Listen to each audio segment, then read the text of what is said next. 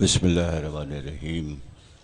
تمام تعریفیں اللہ کے لیے، درود اور سلام محمد اور آل محمد کے لیے، صلوات پڑھیں آپ حضرات۔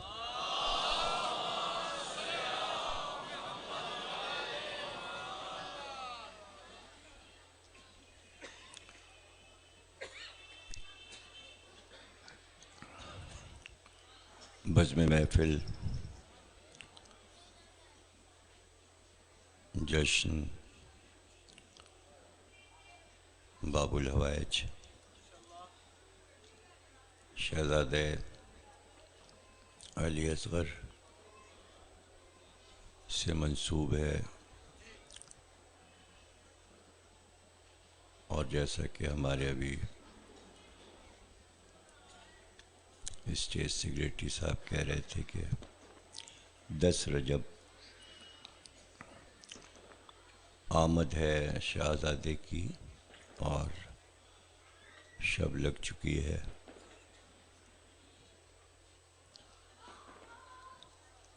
تمام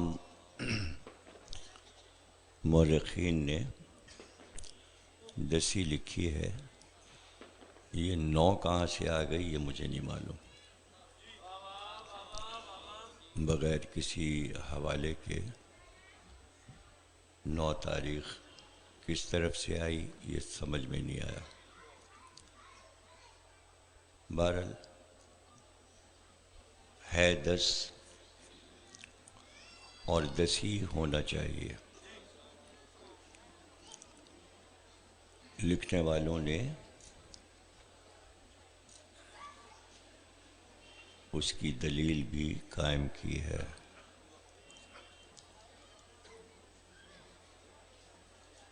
کہ 10 محرم کو 6 مہینے کے کامل ہونا چاہیے۔ اگر ایک دن بھی کم ہوتا تو قربانی رد ہو جاتی۔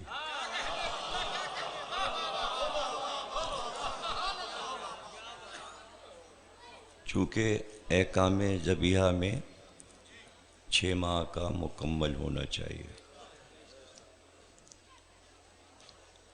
کربلا نام ہے احتیاط کا،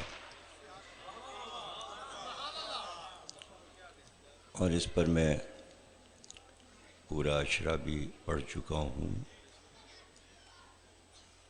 کہ احتیاط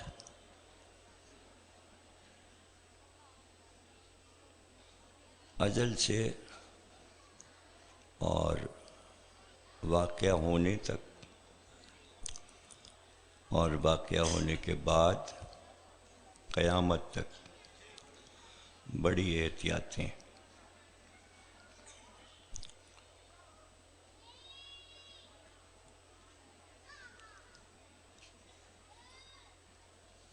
احتیاط بندوں کے لیے اللہ نے رکھی ہیں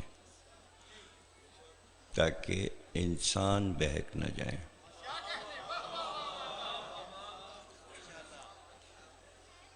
ایک چیز آپ بولتے ہیں کہ بھئی فلاں چیز سمجھ میں نہیں آئی، کنفیوز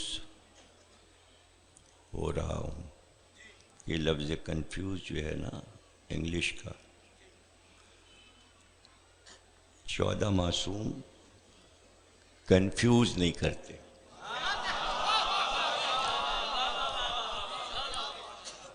اور اسی چیز کو قرآن نے کہا کہ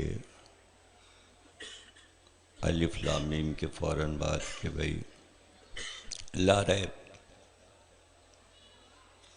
اس میں کوئی شک و شبہ نہیں ہے۔ یہی ہے کہ کنفیوز ہونے والا معاملہ نہیں ہے۔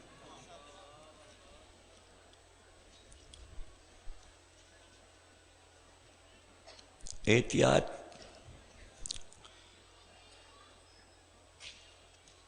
ایسی کہ جو نظر نہ آئے جب تک کہ کوئی چشمدید گواہ نہ ہو۔ سرکار کی آمد تھی،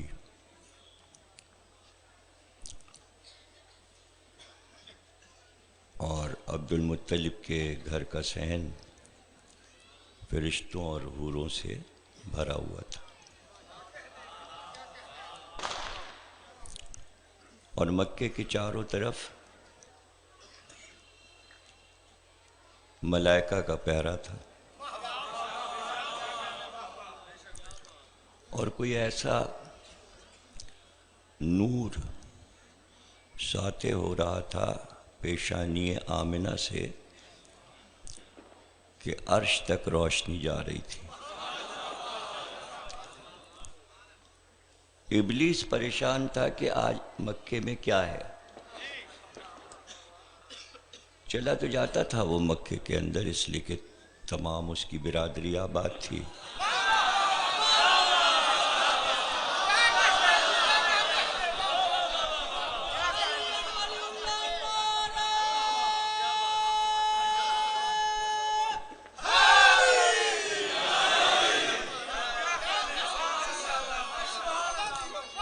اب پتہ نہیں آپ لوگوں نے واہ واہ کیوں کی، میں تو 365 بتوں کی بات کر رہا ہوں،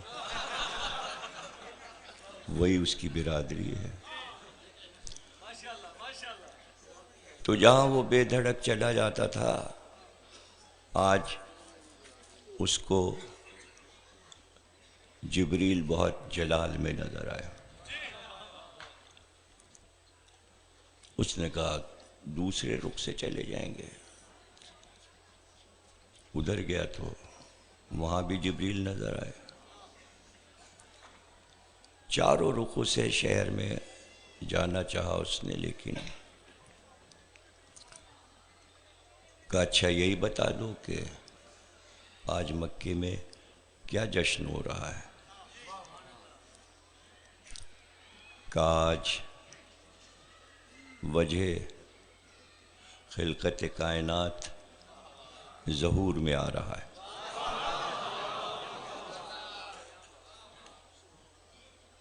گویا جشن تھا، اور اس وقت جناب آمنہ کے پاس صرف جناب فاطمہ بنت اسد تھیں، اور کوئی نہیں تھا۔ کچھ دیر کے بعد حجرہ آمنہ مطلع انوار بنا، اور عبد المطلب کے گھر کا صحن نور سے جگمگا اٹھا۔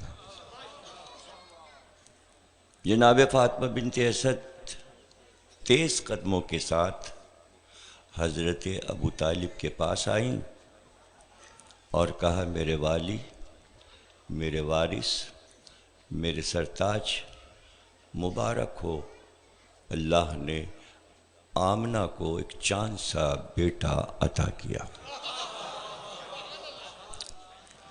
حضرت ابو طالب نے فاطمہ بنت اسد کے خوشی سے لبریز چہرے کو دیکھا، اور دیکھ کر کہا فاطمہ بنت اسد، تمہارے چہرے کی سرخی یہ بتا رہی ہے کہ آج سے پورے 30 برس کے بعد اللہ تم کو بھی ایک ایسا ہی بیٹا عطا کرے گا۔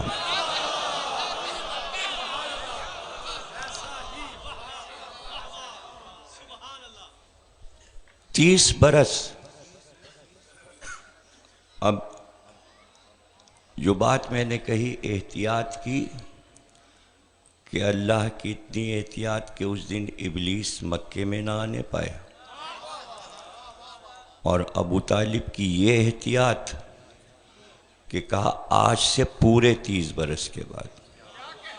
تو وہ پورے 30 میں نہ ایک دن گھٹ سکتا ہے، نہ ایک دن بڑھ سکتا ہے۔ اب پریشانی یہ ہے کہ جہاں اس امت کو احتیاطیں زیادہ کرنی چاہیے تھیں، یہ زیادہ الجھ گیا۔ آپ اگر حضرت عیسیٰ کی ولادت کی تحقیق کریں تو آپ کو ایک ہی تاریخ ملے گی، اور پوری دنیا کے عیسائی ایک ہی دن کرسمس کرتے ہیں، لیکن جہاں احتیاط ہونی تھی وہاں احتیاط نہ ہوئی۔ اور جب آپ کتابوں کو دیکھنا شروع کریں گے تو پتہ چلے گا سرکار کی دنیا میں آمد سیرت النبی سے لے کر عربی، فارسی اور اردو جہاں بھی آپ ڈھونڈیں گے تو آپ کو کوئی مورخ لکھے گا 9 ربیع الاول کو آمد ہوئی، کوئی لکھے گا 11 ربیع الاول کو آمد ہوئی، کوئی لکھے گا 12 ربیع الاول کو آمد ہوئی، کوئی لکھتا ہے 17 ربیع الاول کو آمد ہوئی، اور 29 ربیع الاول تک کی تاریخیں مل جاتی ہیں۔ لیکن یہ ہوا کیا وجہ ہوئی کہ حضرت عیسیٰ کی تاریخ ایک ہی ہے، سرکار کی اتنی بہت سی کیوں ہے؟ وجہ کیا ہے؟ وجہ ایک ہی سمجھ میں آتی ہے کہ شاید ابھی جب آمد ہوئی ہے تو لوگوں کو یہ نہیں معلوم کہ یہی آخری نبی ہے۔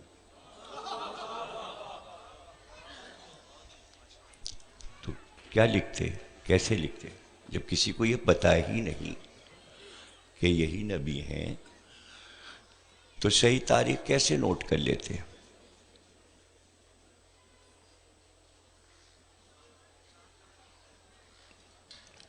اچھا چلیں، نہیں پتہ تھا لوگوں کو،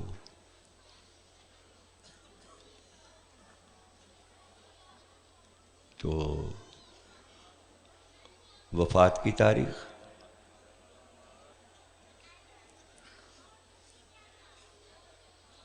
کیا ہے؟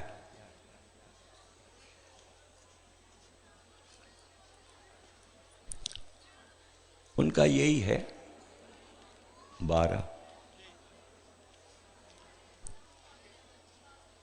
تو شروع میں بچپن میں ہندوستان میں اور اس کے بعد بھی ابھی بھی مشہور ہے 12 وفات، لیکن پھر اس کے بعد آہستہ آہستہ لفظ 12 وفات غائب ہو گیا۔ عید میلاد النبی ہے وہ 12 ہی، اور کسی نے لکھا 28 صفر، کسی نے لکھا 2 ربیع الاول۔ تو جہاں احتیاط ہونی تھی وہاں تو احتیاط نہیں کی امت نے، نہ مورخ نے کی، نہ مفسر نے کی، نہ راوی نے کی۔ اختلاف یہ بتا رہا ہے احتیاط نہیں ہوئی۔ علامہ اقبال کی ولادت کو 100 سال ہوئے تھے، تو پہلے یہ بحث ہوئی کہ تاریخ مقرر کر لیجئے، مختلف لکھی ہوئی ہیں، ایک پورا ڈپارٹمنٹ قائم کیا گیا، اس کے لیے لکھنے والوں نے بحث اٹھائی اور حوالوں کے ساتھ اس پر بحث کی کہ کون سی تاریخ مقرر کی جائے۔ تو احمد ندیم قاسمی صاحب نے کہا کہ بھئی سیالکوٹ میں پیدا ہوئے تھے تو وہاں اندراج ہوا ہوگا، گورنمنٹ کے آفس میں بچے کا اندراج تو ہوتا ہی ہے، وہاں سے تلاش کر کے کارڈ نکلوا لیا جائے، اس پہ لکھی ہوگی تاریخ۔ پتہ یہ چلا کہ تحقیق ہونے لگی اور آخر میں 9 نومبر ان کی ولادت کی تاریخ مقرر ہو گئی۔ یہ سب کیوں ہو رہا تھا؟ اس لیے کہ جشن منانا تھا اور اس دن ان کو خراج عقیدت پیش کرنا تھا تاکہ ایک تاریخ مقرر کر لی جائے۔ تو جس نے پاکستان کا خواب دیکھا اس کی ولادت کی تاریخ کو مقرر کرنے کے لیے ایک پورا ڈپارٹمنٹ بنا، اور جس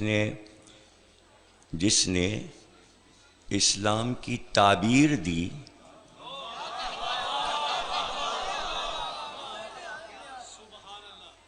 جس نے اسلام بنایا، جس نے اسلام پھیلایا، تو اسلامی ملک میں ایسا کوئی ڈپارٹمنٹ کیوں نہیں بنا کہ تمام فرقے مل کر ایک تاریخ چن لیں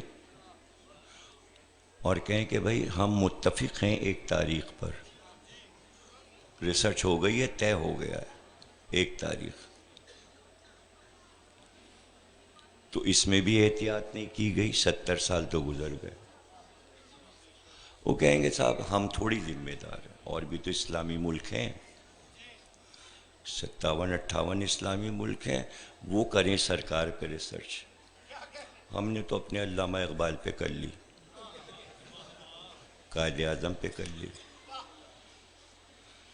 تو یہ احتیاط تو نہ ہو، احتیاط تو نہ ہو۔ سوال یہ ہے کہ جب سرکار کی آمد ہوئی تھی تو امت بنی نہیں تھی، تو راوی پیدا ہی نہیں ہوا تھا، لکھنے والے تھے نہیں، لے دے کے خاندان والے تھے، اور خاندان والوں میں عورتوں میں فاطمہ بنت اسد، مردوں میں ابو طالب۔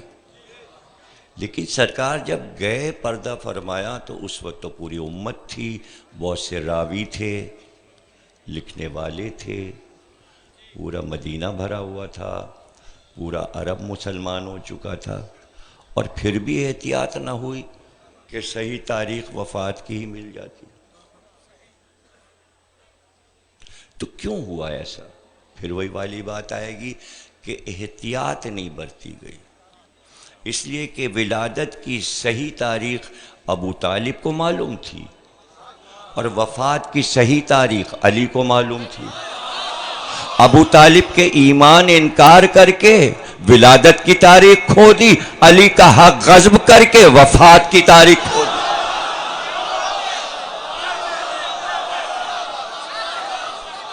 احتیاط نہیں کی، احتیاط نہیں۔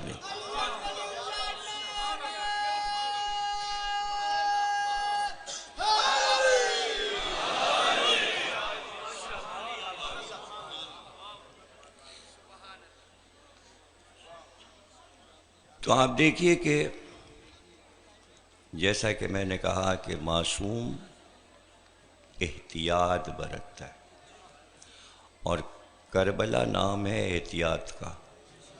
کیوں؟ اس لیے کہ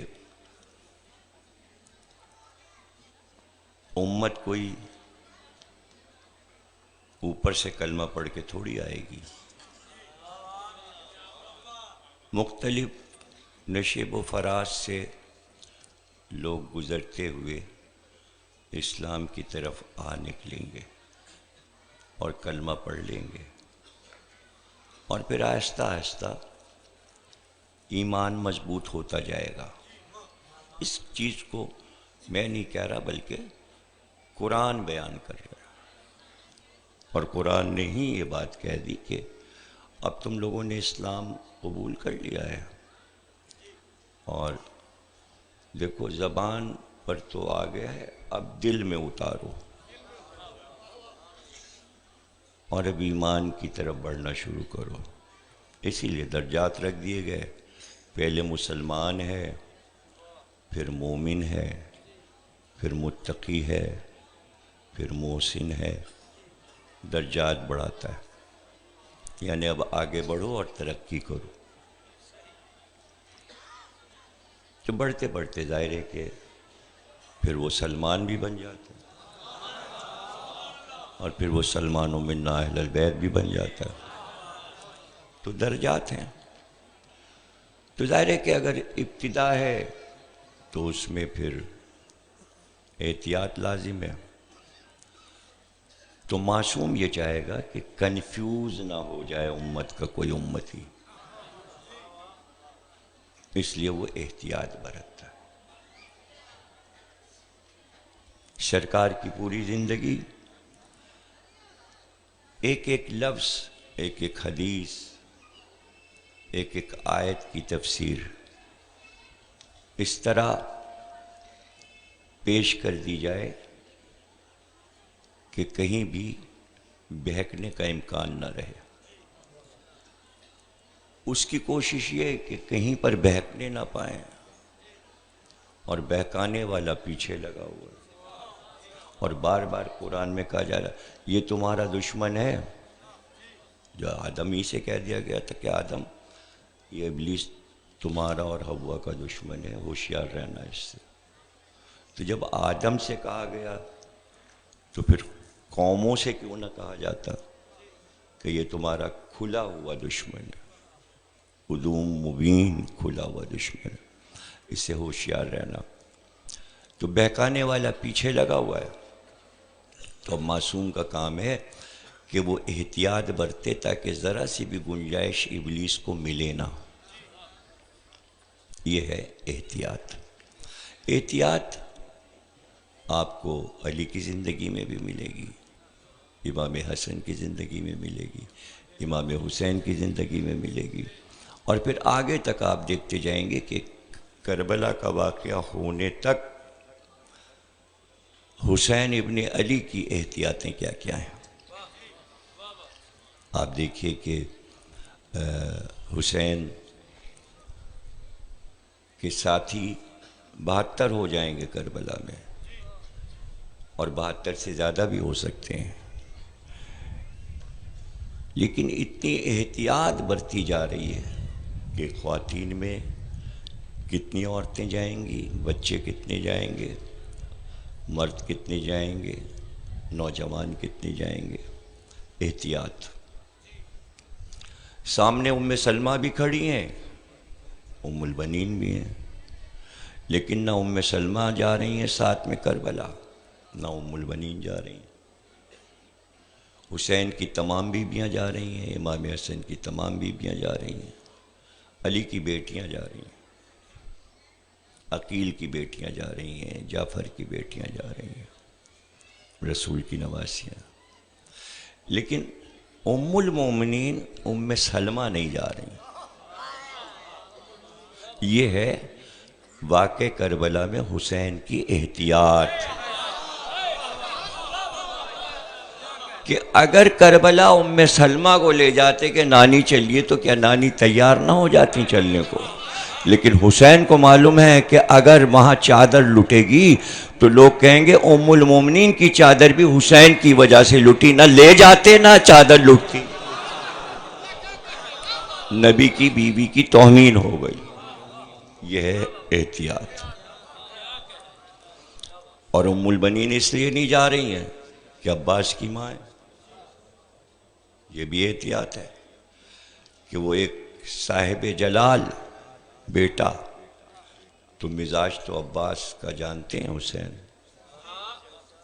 مزاج کو جانتے ہیں، اس لیے ام البنین نہیں جا رہی ہیں. اور جناب سغرا بھی نہیں جا رہی ہیں. کیوں؟ اس لیے کہ شبیہ فاطمہ ہے. تو یہ سب کچھ احتیاطیں ہیں، اور قدم قدم پہ آپ احتیاط دیکھتے جائیں گے کہ حور آیا، راستہ روکا، زور قین نے کہا کہ آقا ابھی یہ تھوڑے ہیں، ان کا صفایا کر دیں، تلوار نکالیں. حسین نے کہا نہیں، جو ہم جانتے ہیں وہ تم نہیں جانتے.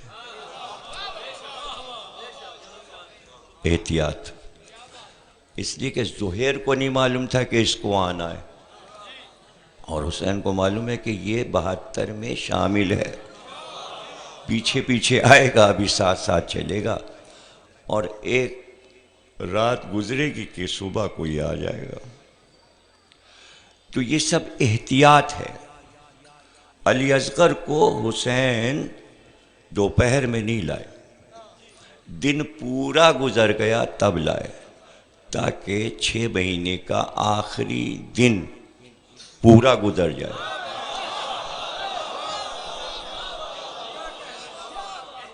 لڑائی ہو رہی تھی شب عاشور، اور اصرار ہو رہا تھا، ابن زیاد کی طرف سے خط پہ خط آ رہے تھے حملہ کر دو، اور ابن سعد کہہ رہا تھا آج ہی لڑو، تو حضرت عباس کو بھیج کر کہا تھا جاؤ اس سے بات کر لو۔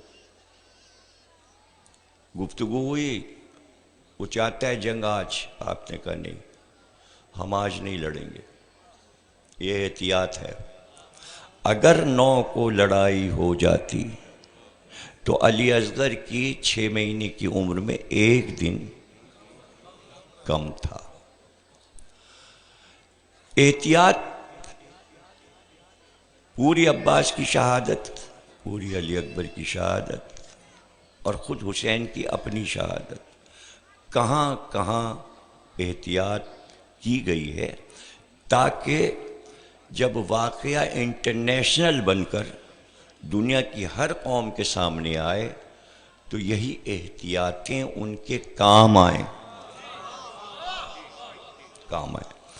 حسین نے یہ کہا کہ دیکھو یہ بچہ جو ہے نا، اس کی وجہ سے ہم یہ کہہ رہے ہیں کہ پانی پلا دو، اس کی ماں کا دودھ خشک ہو گیا ہے، 3 دن سے یہ بچہ پیاسا ہے، ہم اس کو لے کر آئے ہیں، پانی پلا دو۔ جواب نہیں آیا، پانی نہیں آیا، کوئی آیا بھی نہیں۔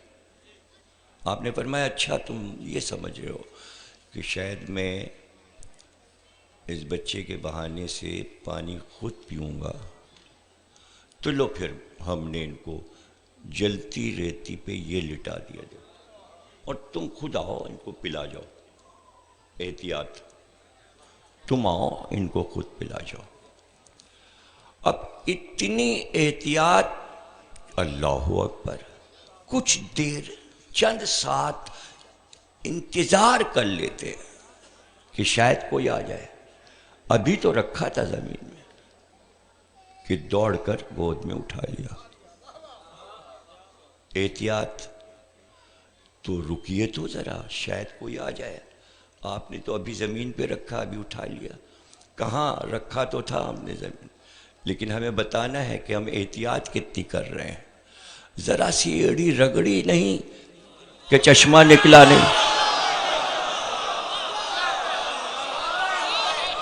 اگر ان کے جد اسماعیل کی ایڑی رگڑنے سے زمزم نکل سکتا ہے تو کربلا میں فرات کو سب بھول جائیں گے، علی اصغر کا زمزم ہی رہ جائے گا۔ صلوات پڑھیے گا۔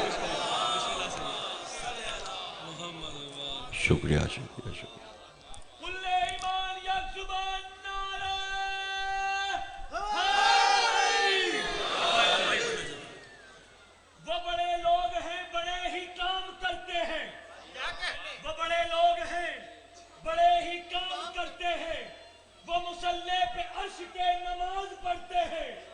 تیرا بابا حسین ہے وہ نمازی اصغر جو محمد کی پشت پہ نماز پڑھتے ہیں، جو محمد کی پشت پہ نماز پڑھتے ہیں۔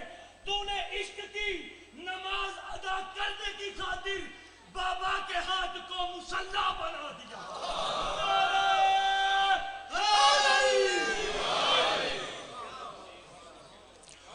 طاقت کا مظاہرہ، ایک ہوتا ہے طاقت استعمال کرنا اور ایک ہوتا ہے صرف مظاہرہ۔ طاقت محفوظ، اس کی ایک بڑی طاقت ہوتی ہے، یعنی وہ طاقت جس کو دکھایا جائے، ظاہر کیا جائے۔ اس سے بڑی طاقت اس چیز کی ہوتی ہے جو چھپی ہوئی ہو۔ اس سائنسی ایٹمی دور میں یہ بات کوئی سمجھانے کی نہیں ہے کہ کوئی کہے ہمارے سمجھ میں نہیں آئی، نہیں، جو مظاہرہ ہوتا ہے طاقت کا وہ چھوٹا مظاہرہ ہے، لیکن جس چیز سے ڈرایا جا رہا ہے وہ بڑی طاقت ہے. وہ میزائل، جو ایک میزائل بڑے بڑے خطوں کو تباہ و برباد کر دے، اس سے بھی بڑا ایٹم بم استعمال نہیں ہو رہا، ڈرایا جا رہا. کب پھینکا امریکہ نے ایٹم بم؟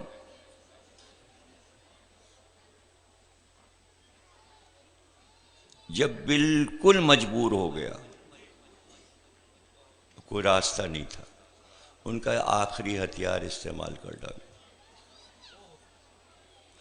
لیکن دنیا والے جب آخری ہتھیار استعمال کرتے ہیں تو دنیا کو برباد کر دیتے ہیں. معصوم جب آخری ہتھیار استعمال کرتا ہے تو دنیا کو جلا دیتا ہے. علی اصغر حسین کی آخری طاقت تھے جو چھپی ہوئی تھی، انہیں نہیں پتا تھا کہ خیمے میں کون آ رہا. اب اس کو آپ سمجھتے جائیے اور خود ہی آپ سوچتے جائیے کہ علی اصغر کتنی بڑی طاقت ہے جسے ایک جملے میں سمیٹا جا سکتا ہے. اس سے آپ سمجھ لیجئے، اس لیے کہ آپ چونکہ مجلسی ہیں اور ان لفظوں کو جانتے پہچانتے ہیں، ان لفظوں کا مزاج جانتے ہیں. نام علی اصغر ہے مگر کربلا کا فاتح اکبر ہے.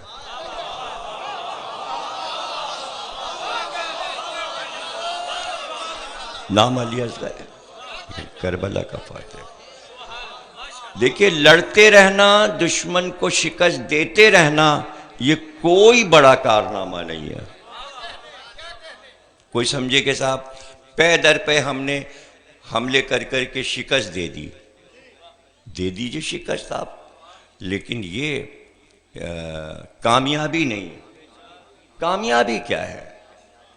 کامیابی یہ ہے کہ دشمن پر ایک بھرپور حملہ ایسا ہو جائے کہ دشمن چیخ اٹھے کہ معاف کر دو، ہم سے غلطی ہو گئی. جب تک اظہار نہ ہو، اظہار شکست نہ ہو، اس کے معنی اگر شکست کا اظہار دشمن نہیں کر رہا ہے تو آپ کتنے حملے کرتے رہیے، بیکار. جب تک کہ ہار نہ مانے دشمن، آپ پوری تاریخ اور پوری کتاب اسلام کی اٹھا کے پڑھ لیجیے. بدر دشمن نے ہار مانی؟ نہیں مانی. پھر اگر مان لیتا تو احد میں کیوں آتا؟ نہیں سمجھ رہے آپ. اب کیا کریں، رات ہی گزر گئی تو تلاڑا صاحب نے رات کر دی، پوری رات ہمارے حصے کی لے لی انہوں نے. تو اب ظاہر ہے کہ آپ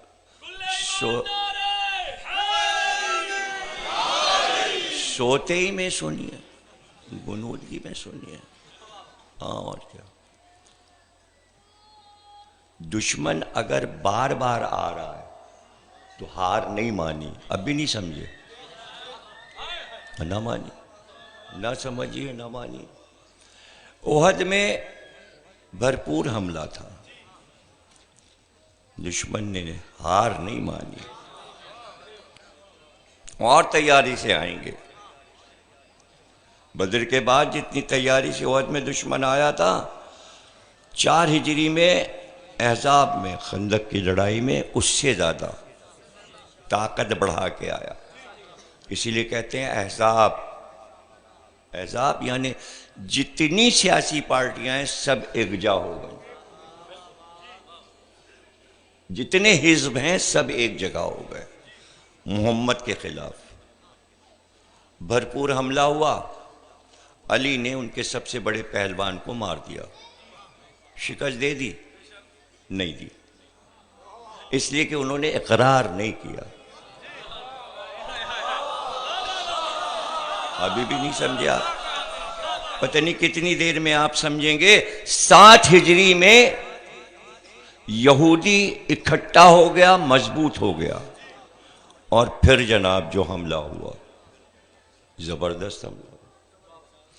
علی نے دروازہ بھی توڑ کے پھینک دیا اکھاڑ کے، 4 بڑے پہلوان بھی مار ڈالے، قلعے کی دیواریں اور بنیادیں ہلا دیں، تو کیا طاقت کا مظاہرہ ہو گیا، فتح ہو گئی اسلام کی؟ نہ، ہار ہی نہیں مانی دشمن نے۔ اگر ہار مانتا دشمن تو پھر حنین میں نہ آتا۔ ابو جربل کو لے کر